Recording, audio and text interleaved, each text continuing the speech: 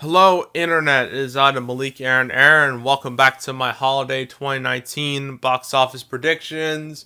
And speaking of holidays, today we're going to be talking about Last Christmas. It's timely enough. We're going to talk about the pros and cons of Last Christmas. So let's get right to it. Pros. This is the first romantic comedy in I don't even know how long. This genre is pretty much dead now, which is kind of weird because like 15, 20 years ago, these movies were like a dime a dozen. They were just popping these out like it was nothing. And now the genre barely exists. So what happened? Like why the genre died? Did all the movies just suck? Like I don't get it.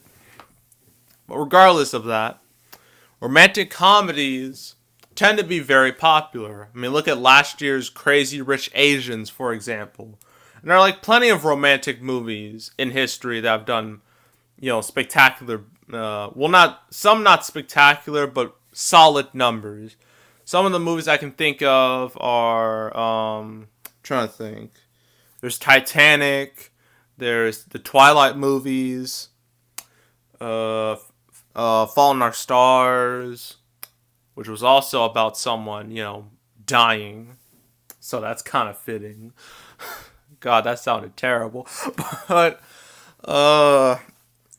movies like those are the ones that come off the top of my head. But I know there are plenty of others that are kind of more on the generic side, but they were still hits. And you want to know why all these were hits? You want to know why? Because they appealed to one audience and one audience only. And that audience was young females. And young females, like when Hollywood gives them a movie that they know they'll like, they show up almost every time. I mean, again, like all the Twilight movies, as bad as they are, they all made hundreds of millions of dollars. Same goes with all those Nicholas Sparks movies that he made back in the day, right? Like romantic movies, they're one of the most popular genres among women, right? And some people are going to be like, Malik, that's so sexist. It's true. It's true. Like, if you look at the audience breakdown for all these movies, the majority of the audience is women. That's a fact, okay? And because this movie is appealing to young women, there's a good chance it could do well. So that's the first pro. Second pro is the cast. We got Emilia Clarke. You all probably know her from Game of Thrones. Sure, the way Game of Thrones ended was not very good. But, besides that, she does have a decent fan base.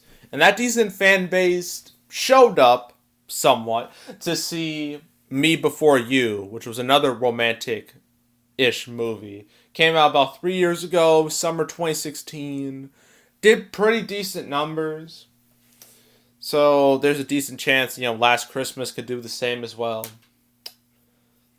Next pro. Trying to think. Oh yeah. The movie's called Last Christmas, and we're in the holiday season, of course.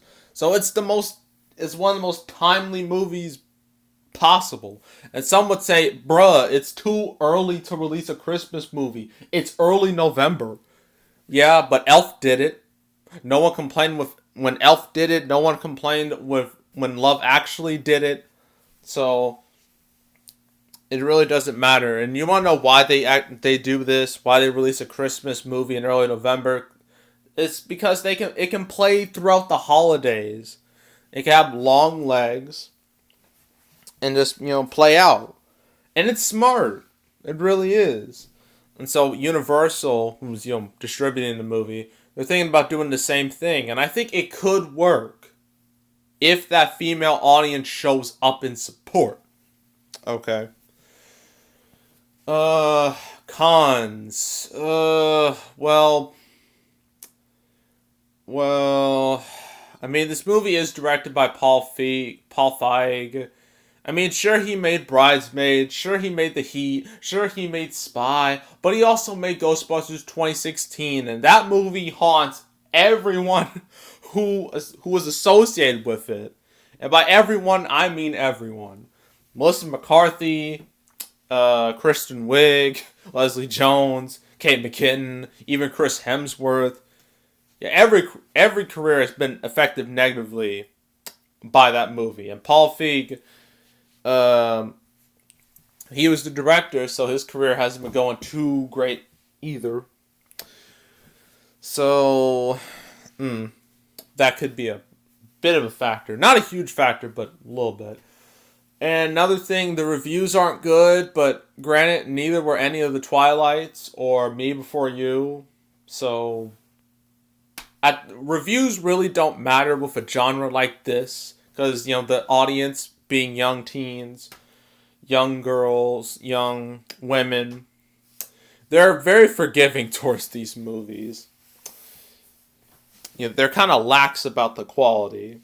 Because as long as they have a few certain cliches that they'll eat up, they won't care. That's just how it is. It's similar to how when guys, the male audience watches like a generic action movie, we don't care how bad it is. As long as it has a couple things, explosions, action, etc., we're satisfied. The same applies to this.